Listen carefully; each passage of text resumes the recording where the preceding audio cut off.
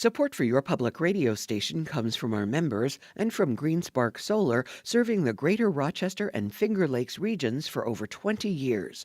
GreenSpark Solar is dedicated to helping people power their homes and businesses with local solar power and battery storage backup.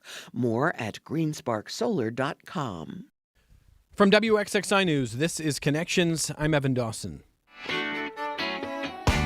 Our connection this hour will be made in the artificial intelligence-dominated future. Maybe not dominated, that's kind of a grim overtone, but there is no question that AI will affect our lives in many ways. It already is.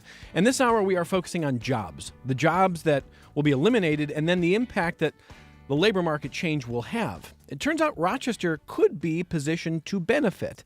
And wouldn't that be an unexpected twist in the AI jobs saga? Local economist Dr. Eric Morris has been reading about the coming changes, and he landed on a new study that puts Rochester on the good kind of list, a list of American cities that have the right combination of factors to attract new workers. Writing for the Rochester Beacon, Morris says that artificial intelligence stands to alter the economic geography of the United States, just as technology and globalization sent Rochester and other Rust Belt cities into recession and spurred out-migration of workers from our region. He cites a study from labor economists Scott Abrahams and Frank Levy. As Morris writes, quote, Abrahams and Levy predict that artificial intelligence will impact nearly 20% of the workforce, particularly white-collar, college-educated workers in occupations like accounting, legal research, and administration. AI is expected to disproportionately impact urban coastal regions with large concentrations of highly educated workers, end quote. So why would those displaced workers end up in cities like Rochester? Turns out that many so-called Rust Belt cities might be positioned to benefit, starting with the relatively low cost of housing. There's a list of other reasons, and we're going to discuss those this hour as well. Morris concludes, quote, an influx of highly educated and motivated workers ready to remake themselves for success in an AI economy would be good for the Rochester region. While this doesn't necessarily translate to Rochester becoming the next San Jose, the potential impact that this population shift could have on our local economic landscape needs no elaboration, end quote.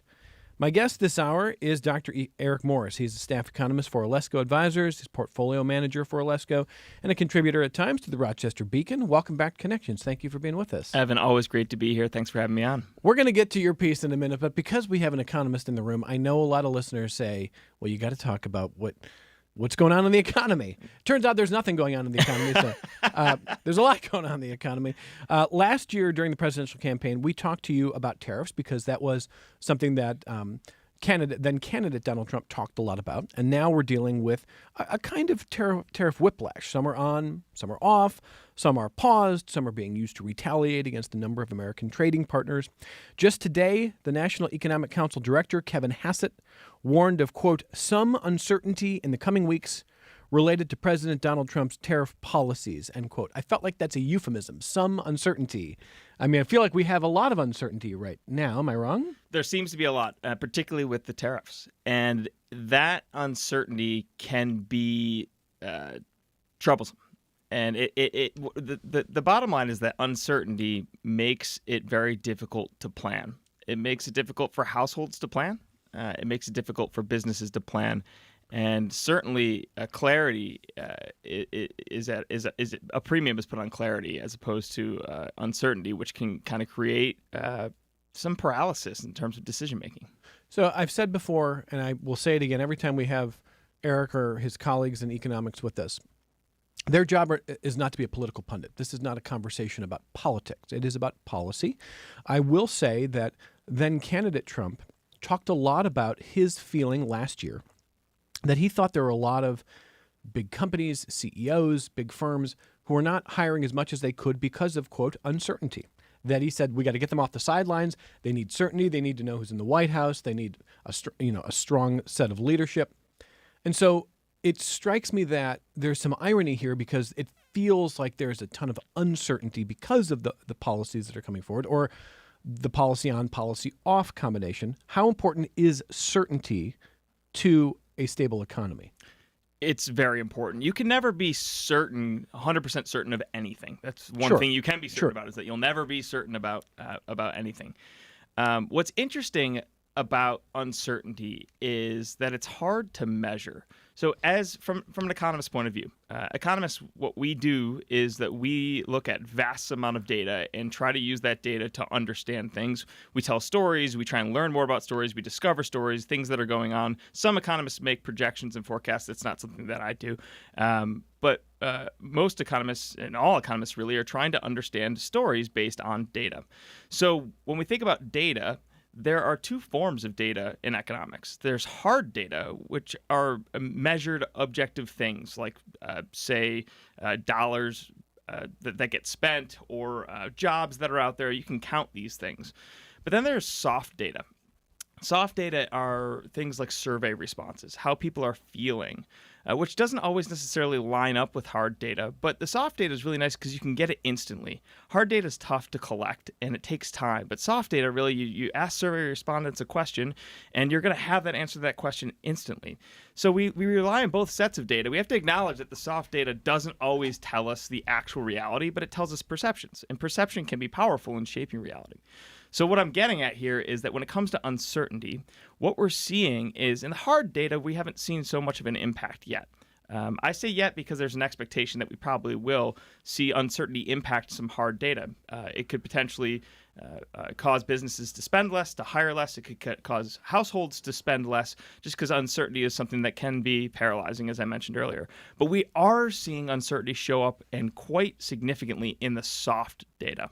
There are regular monthly surveys that occur of consumers, of businesses, business leaders, CEOs, and in those surveys, we have seen the past 2 months a dramatic uptick in the survey responses in terms of a negative outlook and associating that outlook with uncertainty about tariffs. So good or bad, whether a tariff policy happens and it's, reasonable people can disagree, good or bad, economists have a point of view that I will share.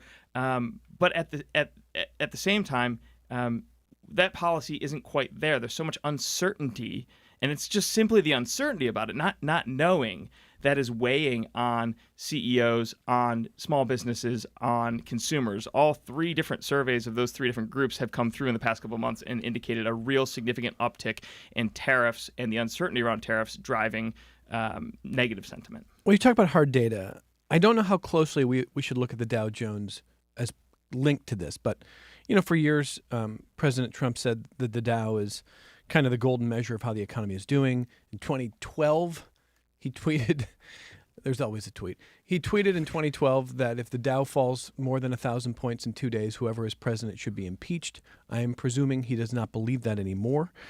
We've seen, some serious pain in the market in the last week to 2 weeks. But, how closely related do you think that, at least if you just look at the Dow number, which is not a perfect number of the economy, as we've talked about, but if you just look at the Dow, how much is that related to tariffs? Well, so you're getting to really my wheelhouse here, right? So my day job, I'm really working with individual families, with nonprofit institutions all over the Rochester region and beyond, with folks who are working with the retirement funds, and they're trying to understand these market dynamics. And your question is how much of the recent market downturn can be attributed to uncertainty around tariffs? And I think that there's a fair degree of connection there. I think you can say these things are correlated. It's interesting, though, because when you look at a single indicator like the Dow Jones or, say, the S&P 500, which is a better indicator for understanding stock market performance, it's broader, it's market cap weighted. We don't need to go into the details, but the S&P 500 has turned down relatively significantly the past few weeks, and it coincides with that tariff uncertainty. Where we haven't seen the markets turn down as much is in international stocks. Actually, international stocks have been rising in value, which is really interesting. And also less risky assets like bonds, Treasury inflation protected securities have also performed quite well. So how do you square this? Why is it that the large U.S. stocks are going down in value and pretty much everything else is going up in value? And it really has to do with risk. So those large U.S. stocks had run up in price the past 2 years, presenting a lot of risk to investors. And it was because investors felt very good about taking risk. They felt very encouraged. They were, a market term, they were bullish about risk. And risk can be rewarding. Right now, what's happened is we've seen the markets go down in the riskiest places and go up in the less risky places. International stocks were actually priced in a lot less risky fashion. So when investors are feeling this risk from tariffs, tariffs potentially leading to a general economic slowdown, maybe to more inflation in the U.S., they're looking for other places to deploy their money. And so if they're not going to go into the riskiest places, where else can they look? Well, foreign stocks looked relatively less risky. Bonds are notoriously less risky. Treasury inflation protected securities, the same, less risky. So it's not simply that people are taking money out of markets and cashing out, putting that cash under their mattress and leaving it there for a rainy day. They're redeploying their assets in places that are less risky because now the perception is that those U.S. large stocks are more risky because of these policies. Okay. And to be fair, I want to listen to a little bit so listeners can hear a little bit of the justification from the administration. Vice President J.D. Vance said this weekend that for too long, this country has allowed manufacturing to move to other places, other countries. And so Vance says what is happening now is a correction of sorts. He said that, sure, there could be some economic pain for a while, but in the end, it will produce a better American economy because tariffs will raise, first of all, a bunch of money, and it will force manufacturing to return to our shores. Let's listen to some of what Vice President Vance said this weekend. That what we're really after here, and you see so many people attacking the president's economic programs and attacking the progress that we've made over the past 7 weeks. You hear people saying, well, how dare Donald Trump impose tariffs on foreign countries that have been taking advantage of us for 40 years? And the answer is that unless you're willing to use American power to fight back against what those countries have been doing for a generation, you are never going to rebuild American manufacturing, and you're never going to support the American worker. All right, that's Vice President J.D. Vance. So built in there is, first, the claim that for generations now, we've been getting taken to the cleaners by foreign countries that are supposed to be our trading partners, and we are the sucker. What do you think? Well, economists broadly would agree that that's not quite the case. It's interesting, and I think it actually relates to the backdrop of the article that I wrote in thinking about the drastic changes that happened in the U.S. manufacturing sector, broadly speaking, beginning in the 1980s. And what you saw during that time was two things. One, automation, and two, globalization. And it's the second one I guess we'll focus on is globalization. With many trade barriers removed or lowered, what we saw was not just that goods and services were flowing across borders, but that labor was being used across borders in different ways. And access to cheap labor allowed firms that might have been manufacturing things in the U.S. to manufacture those things for cheaper in other places. Now, the immediate impact was a significant downturn in U.S. manufacturing jobs. What happened as a result was that manufacturing went overseas and goods got produced for a lot cheaper. It drove down the cost of goods. It drove up corporate profits. People, the American worker and the American spender, were able to buy cheaper goods, and folks that were investing were able to earn more profits. Employment went up in other places. So, it hurts in some small areas. I shouldn't call it small. In some areas that aren't the economy as a whole, say like manufacturing, that there could be a temporary harm in that. But as the economy grows and grows because of these things, there's a widespread benefit across the board. Now, what happens to those workers, right? Because it's a real concern, is that there are parts of the economy that don't benefit. This gets back to something that's as old as time, but it's really a term that was coined 100 years ago by an economist, Joseph Schumpeter. It's called creative destruction, where when globalization happened and jobs were being shifted around, many manufacturer workers were laid off, but new opportunities were created. Now, not every single person found a new opportunity right away, and not every person found an opportunity that was the same as the old one. But on the whole, what we saw is a real rising tide that lifted a net benefit, a rising tide that lifted all ships. Now, to flip this around, to give you an example of how this might how a pleasing sounding narrative that might have plausible positive results actually doesn't work out, you can go back to the steel and aluminum tariffs that happened in the first Trump administration. And those, by the way, this isn't political because those were left on by the Biden administration. And I'm going to offer an economist critique of these things. Again, both red and blue presidents had these tariffs in place, what happened was, the justification for these tariffs on steel and aluminum were, hey, we got to protect our steel producers, our aluminum producers, so we're going to slap tariffs on foreign imports of steel and aluminum. And what happened was there were some jobs that were saved. But as a result of those jobs being saved, the price of steel and aluminum in the U.S. went up significantly. And when it did, the producers that depend on steel and aluminum as an input, say like auto producers or producers of household appliances and things like that, those firms suffered significant cost increases immediately, because the aluminum and the steel that they source had become more expensive. Facing those cost increases, they had to make a choice. What are we going to do? Are we going to increase the price of our goods, or are we going to cut back on our costs to try and make up for this? And many of them cut back on their costs, and they did so by laying off workers to the tune of hundreds of thousands of workers. So while the jobs may have been protected in those immediate industries of producing steel and producing aluminum, the thousands of firms that use steel and aluminum as an input in the goods that they're making had to actually lay off workers. So you created winners and losers with these tariffs, which is what economists often see happening, is that with isolated tariffs on specific goods, you see winners and losers that happen. So it's easy for a politician to talk about simply the winners, right, without getting into the details of the fact that there might be net effects that actually could be a wash, or there was a recent economic paper that I read that said that those steel and aluminum tariffs actually were a net negative for the economy. Okay, a couple other things on tariffs, and then I promise we're going to talk to Dr. Morris about why we invited him in the first place. But, it's topical. I could talk about this all day. We Tariffs. can keep going. We could do 4 hours my on article's tariffs. on the Beacon. You can go to the Beacon and read it.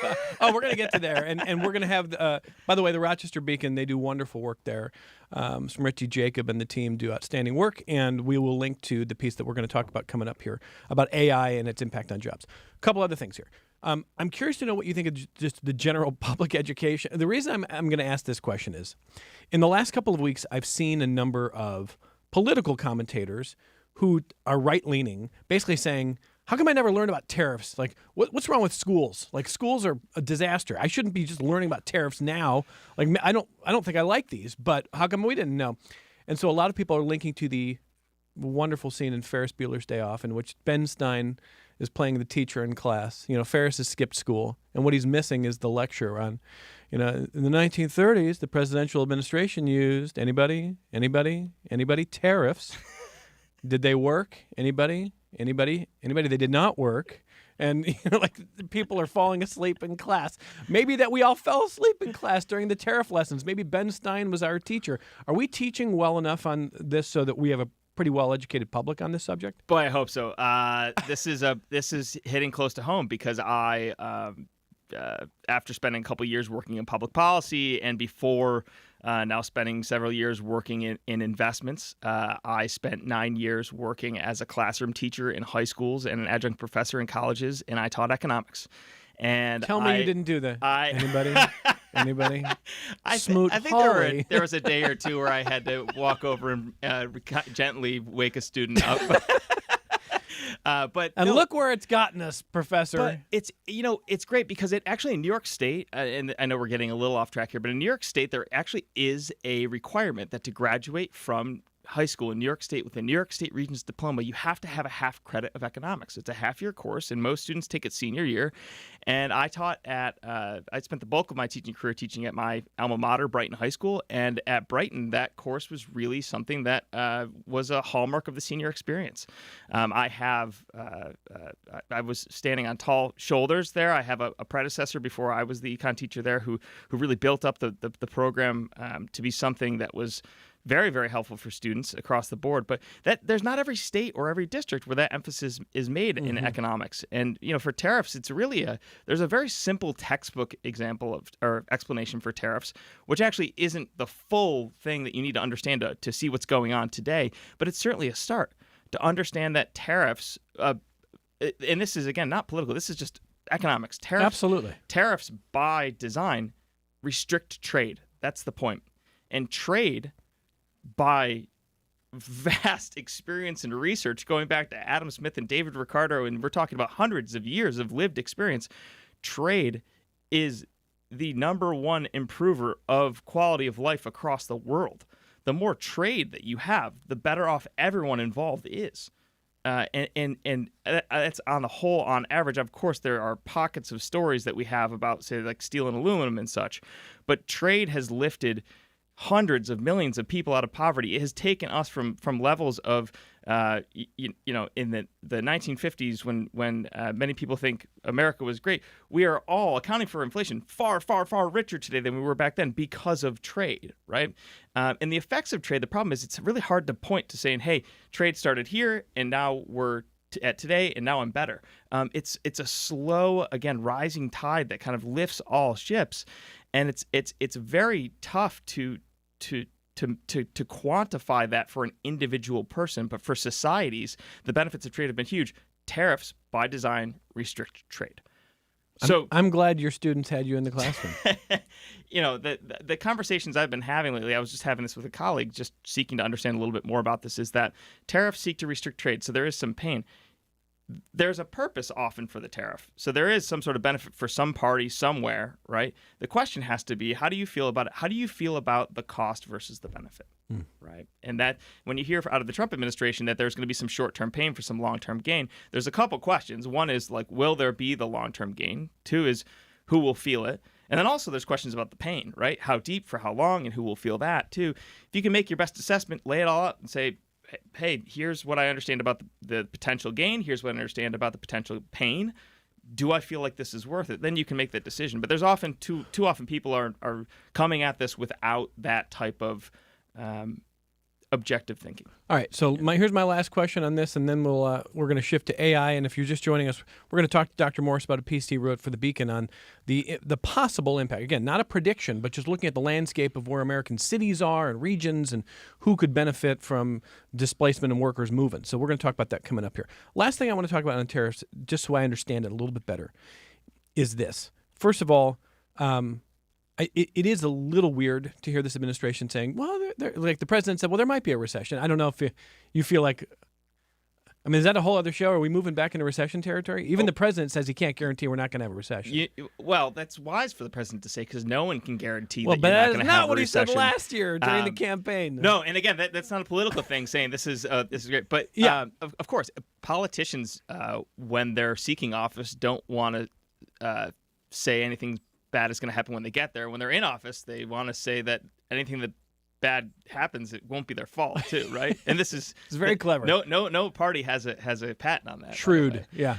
And that was something that kind of drove markets to have an increased sense of uncertainty and fear as well. Recently, was that idea that the president openly acknowledged that short-term pain could mean an economic slowdown. And, that this is really giving credence to the economist's view on this, right? Like that tariffs are restrictive to trade. And so if you impose tariffs, it could have this kind of effect. However, this is what I want to make sure I understand. Please. So taking what the vice president says in good faith, and he seems to be saying he really is deeply concerned about what he sees as a manufacturing deficit. He wants tariffs to be the tool that rebalances that. You heard him in the clip say this is the only way we're going to get a manufacturing back on American shores. And that may take some time. What I don't understand is this. Help me with this. The president said last year, during the presidential debate he said that we could raise so much money in tariffs that we could pay for free child care for all Americans. That tariffs would fund so much that he was talking about 40, 50, 60% tariffs. Now we're not seeing quite that level. But he's saying that tariffs will be this fount of money. However, if what the vice president is saying is true, which means that we're going to see tariffs lead to manufacturing coming back to this country, then we're not actually, quote, making money from tariffs because we're not trading. Now, the benefit may be, okay, but the jobs are back, so that's good, but it can't be both, unless I'm missing something. Is that correct? Evan, you get an A+. Okay. It can't be both, okay. Right? It could feasibly be one or the other. Or the other, sure. It can't be both. And I could get into a long history lesson on how tariffs have been used in the U.S. for a long time. We started off using tariffs at the beginning of our republic simply as a form of revenue generation. There was no income tax. It wasn't in the Constitution. It had to get a constitutional amendment to put that in there. There was an income tax a little bit before that, but just to cross the T's and dot the I's, there was an amendment that was put in there. Tariffs were also used as restriction during the Industrial Revolution, late 1800s. And into the 1900s, and then post World War II, tariffs have really only been used to try to as a short-term reciprocation tool to try to negotiate freer trade. So if we had a 0% tariff on Japanese import and Japan had a 10% tariff on ours, maybe we'd go up to 5%, and then that would start a negotiation. We both drop down. And there's been a lot of discussion about whether or not that is the current administration's goal. And if it is, the end goal there would actually be encouraging of Maybe trade. it'll work. But that wouldn't be A, bringing manufacturing jobs back, or B, raising money. So that would be a third outcome, which economists would generally say, okay, well, that might be supportive. You might see some productive gains in the long run, but still in the short run, that could be very damaging. And the extent of that damage and where it would occur is really unknown. But you're right that it can't happen in both ways for the same good. It just can't. Now, I promise this really is the last one. Go ahead. Tariffs.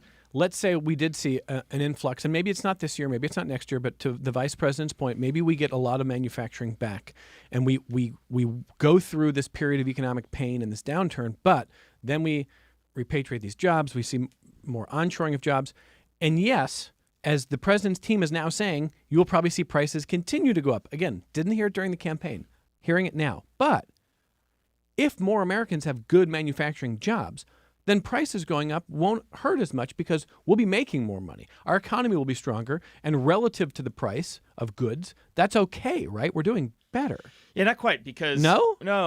When you think about that, if it's a manufactured good, say like an automobile, Yeah. okay, so a car, if the price of cars goes up, you say, well, that's not good. But my wages go up. Some automobile manufacturers, their wages go up, which is great.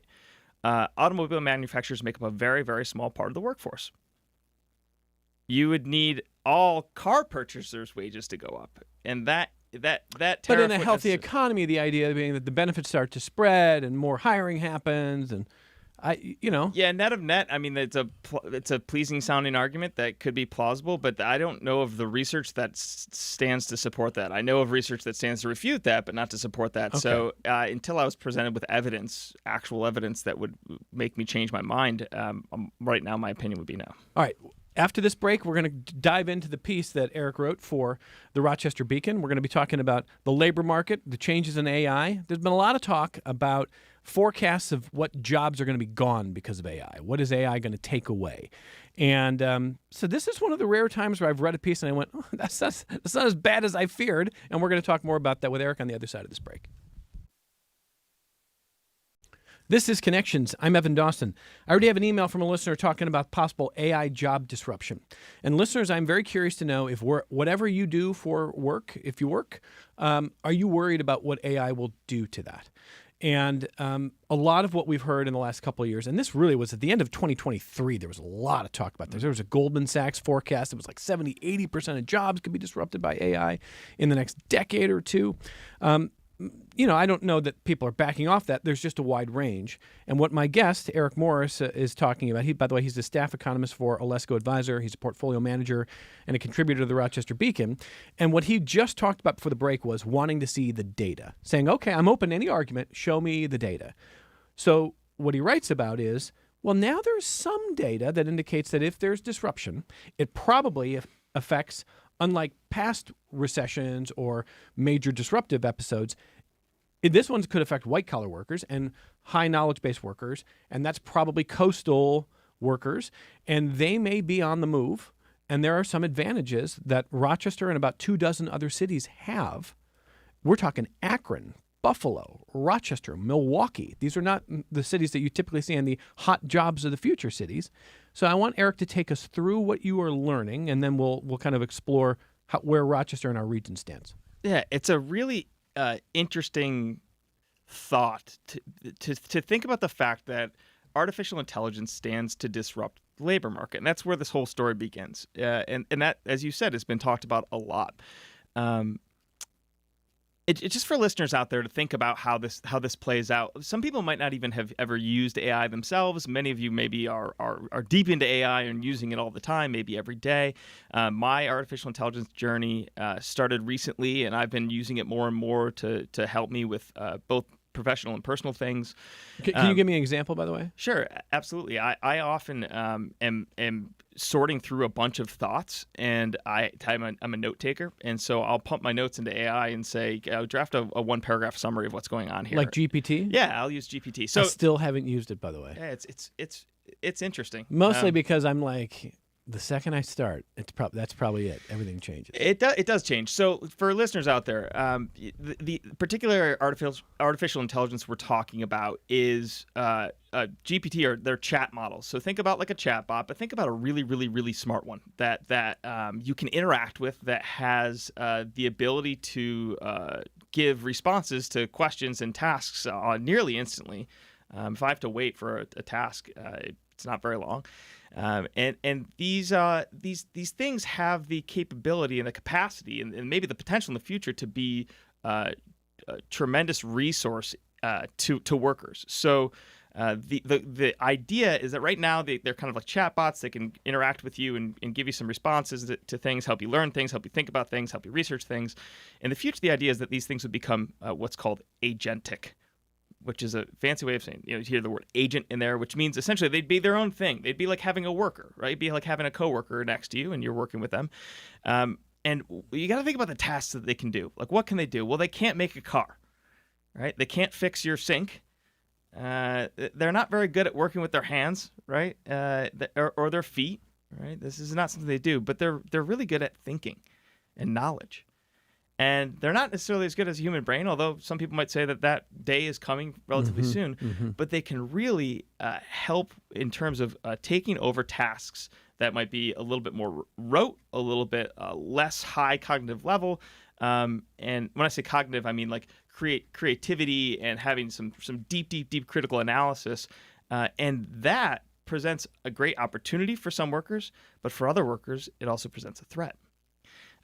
For those workers that are in areas, say, like tax preparation and legal research, in general administrative roles, those functions that they are performing are going to be most threatened by an agent AI model that could actually perform those tasks, and maybe not as well as them, but they could perform them adequately enough that when it comes to jobs and the functions of jobs, that could change. Now, this is not a new story. Go all the way back to the Industrial Revolution. You have the flying shuttle and the spinning jenny, and folks like the Luddites, burning down the homes of factory owners and boarding up the factories and breaking the machines because they were angry about this because their jobs were being replaced by new technology.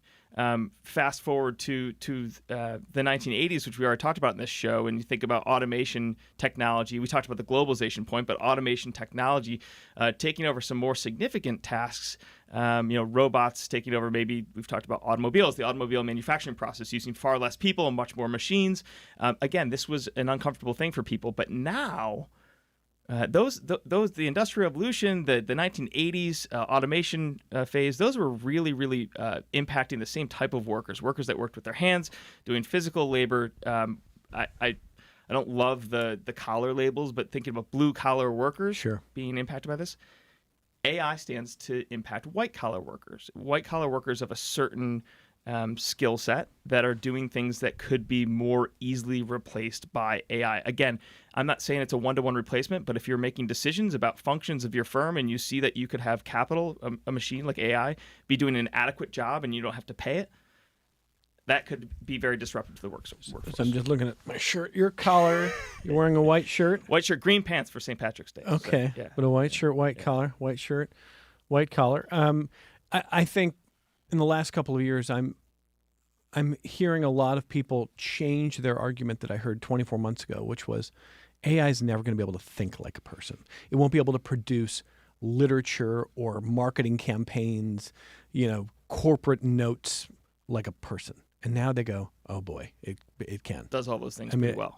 Really, and every single day, it's the worst it will ever be at it. It will only get better. That's right. So I think for all of us, we have to ask what is coming. I think culturally we have to ask what changes we want to come, but in a lot of ways it's pretty undemocratic and it's going to come. And so why Rochester? Why Milwaukee? Why Akron? Why Buffalo? What does this list tell us about why Rochester and this region could actually stand in some ways to benefit? Yeah, so these researchers that inspired my thinking on this, they had an interesting idea. They said, okay, they actually relied on another set of researchers who had developed a formula to try to estimate what jobs would be most likely to be replaced by AI. So there's sort of three categories with job impact for AI. And it's this specific type of AI, this chatbot style, right? There's a near replacement of the function, right? So they can do most of the tasks to the point where it's just not really worth employing that human to do so. There is complete isolation from it, right? Where like the job just doesn't apply, like again, fixing a sink, right? It's just not going to happen. But then there's a third option, which is the complementary role, where AI might threaten some parts of a role, but the vast majority of it actually can complement. You have your AI agent working with you, and it's actually going to make you more productive. So it's actually going to increase your productivity instead of threaten you. So what these researchers did is they categorized the jobs into these three different categories. And what they found is that those that are most threatened, right, really are those white collar workers. They are, for the most part, educated. They are, for the most part, in coastal cities, and these coastal cities have high concentrations of these types of workers. What Rochester has, which is different than these coastal cities, is they have some of these workers as well, but it's not as concentrated with those types of functions and roles. Rochester has a very diverse, small but diverse economy that actually has a lot of different roles that are isolated from AI, and also, this is important, complementary. So they stand to benefit from AI instead of being replaced. Think of like healthcare, right? When now you see nurses and health techs and doctors wheeling around hospitals and healthcare centers with a computer in front of them, and that's been productive to them. But imagine if that computer was an agentic AI, and what that could do in terms of going over the results of tests and comparing that to vast databases of other types of tests and seeing what people might be what symptoms might be leading to things, and what human eyes and ears might not have uncovered. That could really make them a lot more productive. And Rochester has a lot of healthcare to it. The optics work that happens around here is the same way. A lot of the different things that happen around here, the high-end manufacturing that Rochester now has left over after the sort of gutting of the manufacturing workforce, what's left over, again, very complementary to this type of AI. So what these researchers found is, hey, look, Rochester is a type of economy that has evolved into one where AI doesn't necessarily stand to threaten it as much. It actually could create opportunities. But importantly, there are two other things. These workers that are in these higher concentrated coastal cities that stand maybe to have their jobs replaced, they're going to be well educated. They're going to be highly motivated. They're going to make choices. And what these researchers did is they said, okay, if they're going to be disrupted, where might they go? Because in the 1980s, when that disruption happened, these workers moved, and Rochester doesn't need any reminding of that. They moved out of Rochester toward opportunity. They were looking for certain things. So they're going to be encouraged to look for opportunity, and those opportunities might be in places like Rochester and Akron and Buffalo and other cities that aren't necessarily Rust Belt cities either, like Oklahoma City or Houston or New Orleans or Baton Rouge. But the two other things that these workers might be looking for, one would be they're looking for training. They might be looking for training to help them become, instead of AI competitive or try to compete with AI and be replaced, AI complementary. So they might be looking for skills, and they need to find those skills. And it might not just be on the job. They might be relying on education institutions, world-class education institutions, like we have in Rochester, a high concentration of. And the last thing is that these workers stand to be replaced are 21st century modern workers. And we've learned a lot over the past 5 years about what 21st century workers want. One of the things is they want relative affordability. Now, Rochester's housing market has seen an increase in prices lately, but relatively speaking, so there were some commenters on my piece on the Beacon that I think might have missed my word relative there. Relatively speaking, the housing in Rochester is still far more affordable than in those coastal cities. So when these workers go to look for a place where they could find opportunity with jobs that are AI complementary, get the skills and training for them through maybe training programs or reskilling programs from world-class institutions, and find a place where they could live for relatively affordable cost, Rochester lands on that list. So just reading through some of the notes from the piece, it really is interesting to think about the data that these economists have collected about what workers want. I like the idea of a big enough city. That's an interesting phrase, but it makes sense in that if you think about the biggest American cities, they're not very affordable right now for the average person. Rochester is a whole different thing. The question for workers and for these industries would be, is Rochester a big enough city? And the answer is it probably is, given the educational infrastructure you talked about, given some of the advantages with the cost of living and housing. Well, so we're in that just big enough category. What's really interesting about the big enough is that the consideration for that was the fact that people are going to be looking for reasonable substitutes for their amenities that they've been able to enjoy in these urban areas. And Rochester has reasonable substitutes. I mean, you're not going to be able to go to Yankee Stadium and see Aaron Judge swat a home run, but come on down to Innovative Field here and watch the Wings, and you're going to realize that this is a great place to catch a great ball game. Might see Aaron Judge on a rehab assignment. Exactly. That's right. I saw Garrett Cole. It was great. Yeah. Or think about our orchestras and our arts here that are, again, world class, as good, if not better than those coastal cities, and the access to those things. So the big enough piece was actually thinking about some of those amenities that people are looking for. Again, these are 21st century workers, and this isn't necessarily a cold, hard, rational analysis. All they want is dollars. They need dollars, and they're looking for other things too. Sure. And if you're in San Francisco, you go, I'm only an hour to Napa. If you're in Rochester, you go, I'm an hour to the Finger Lakes. I mean, there are analogs here that are really interesting. Yeah, and I think it's important. We think about San Francisco, New York, Boston as these coastal cities that might be more vulnerable. You know, rewind 40, maybe 50 years, they have to be 50 years, to the time period before globalization and automation upended those manufacturers, and those cities were struggling. Right? It hasn't always been that those coastal cities were the most vibrant cities in our nation. That disruption that occurred because of the technology and the development of a globalized trade made those cities the beneficiaries of that. So part of this analysis is based on the fact that, you know, history doesn't repeat itself, but it often rhymes. And this type of workforce disruption could have impacts on the geographic economy of the U.S. Looking at some of the ways that these cities across, especially the Rust Belt, but the savannas of the world, they're all different in different ways here, but you do write in your piece a little bit of a cautionary tale that this is, comparatively speaking, pretty heavily regulated and pretty heavily taxed compared to our competitors. And if we go any more in the direction of what probably the marketplace would view as burdensome regulation and taxation, we would be losing out to other cities that aren't in that category, yes?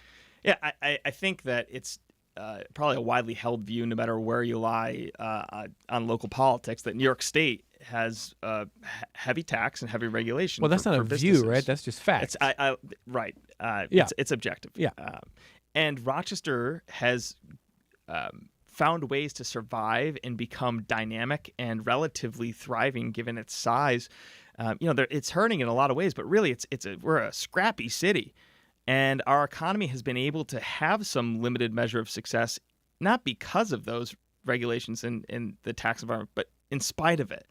So I do finish the piece with a little bit of advice for leaders, just thinking, look, we need taxes and we need regulation, but to spoil this opportunity with any more cumbersome business unfriendliness would be a shame. And so, the opportunity can stand to be there right now as we see it. But if we were to spoil it that way, that would be a shame. Yeah. Let me read some feedback from listeners. David writes, I was riding in my wife's car. That's my explanation for why I was listening to commercial radio. David, it's okay. I just want you to know. I mean, it's not, but I have to say it. So, it's fine. He says, I was listening to commercial radio a couple weeks ago, and an ad came on for something. Used cars, the lottery, who knows? But at the end of the ad, there's a voiceover in about 2,000 words per minute with a legal disclaimer. It occurred to me that guy is going to be replaced by AI-generated output soon if he hasn't already. Just add it to your list. So, yeah, probably so. Sure. And there are a lot more... even more thoughtful jobs that aren't that. But I think the number one job that I saw on the initial research study that could potentially be replaced was translator. And that's not that job, but it's interesting because the translation is amazing. Translation devices, translation tech is already yeah, I mean, in a lot of different directions. I mean, Sometimes literally- you need a translator for those disclaimers. at the yeah, end of you those do. drug And, ads. and foreign language translation is another thing that AI is doing amazingly well already. We're going to be able to have conversations with people and basically barely pause when we're speaking two different languages in the same room. That's right. It's an amazing thing. Again, I hope it doesn't convince us we don't have to learn anything. I heard somebody say recently, why would you read books anymore? AI can sum up everything you need to know about a book. And I'm going, I think we're missing the point of books. Yeah, that's right. Mike writes to say, it's interesting that one of the things that AI is good at is knowledge jobs that are somewhat rote and don't require a lot of creativity. I could argue that AI could replace a lot of C-suite executives, and I'm only being somewhat sarcastic.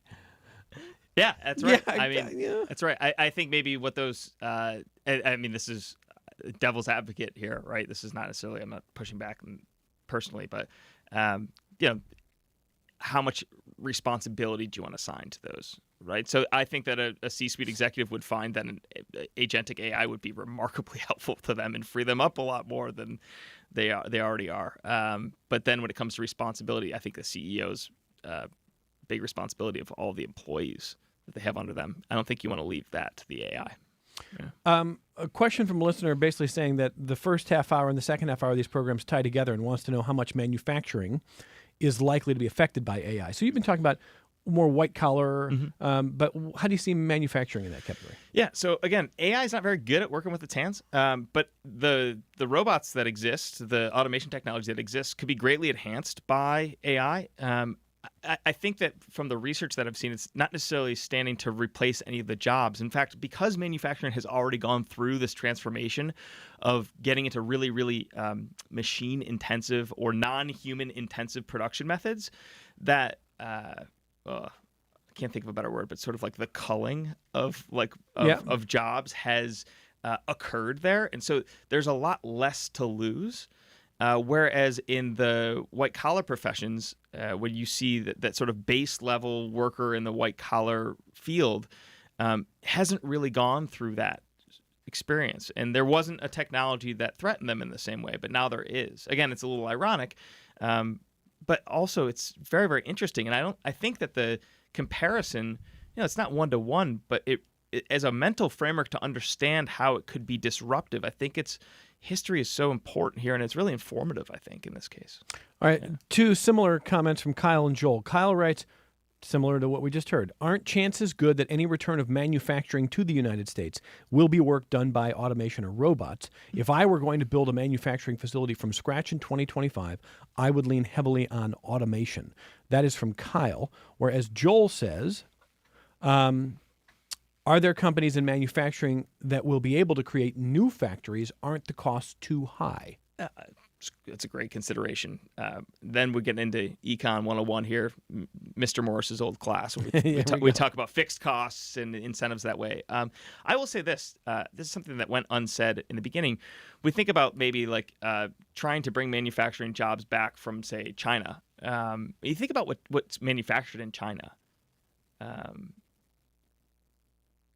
Are those the types of headline-grabbing jobs that people are salivating over for just trying to get their hands on here in the U.S.? People really, would you love to open up a Foxconn-like factory where you're assembling iPhones out of already produced pieces, assembling TVs, assembling shoes? A lot of the shoe assembly has been outsourced to, places like Thailand and Vietnam and such. But I think that we have to understand a little bit more about this. Is one of those reasons where Americans have benefited, because we're not using our labor to produce those things. We're using our labor to produce semiconductor chips and automobiles, and to do high-level legal services and financial services and all sorts of medicine and research.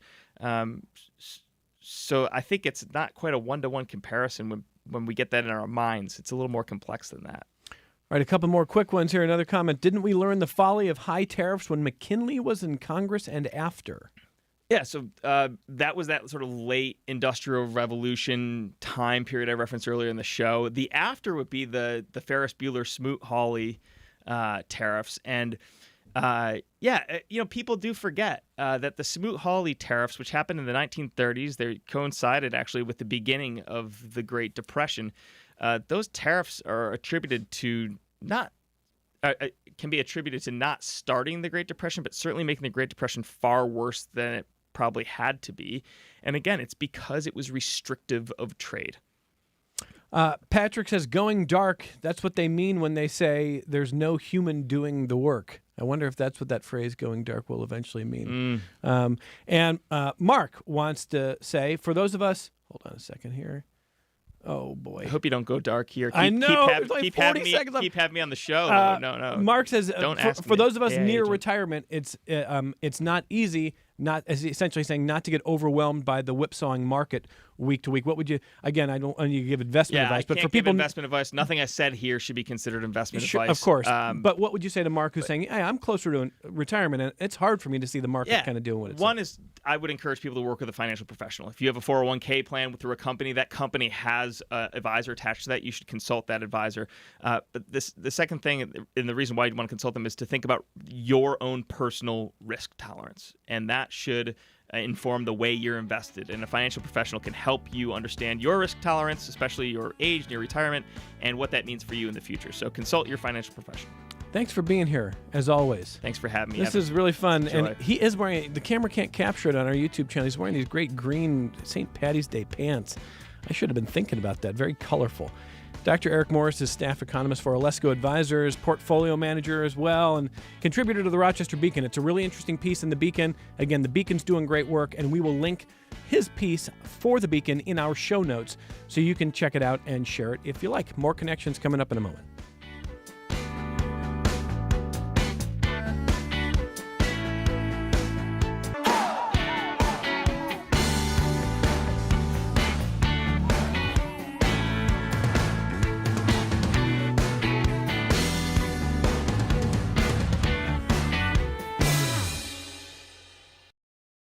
This program is a production of WXXI Public Radio. The views expressed do not necessarily represent those of this station, its staff, management, or underwriters. The broadcast is meant for the private use of our audience. Any rebroadcast or use in another medium without expressed written consent of WXXI is strictly prohibited. Connections with Evan Dawson is available as a podcast. Just click on the Connections link at WXXInews.org.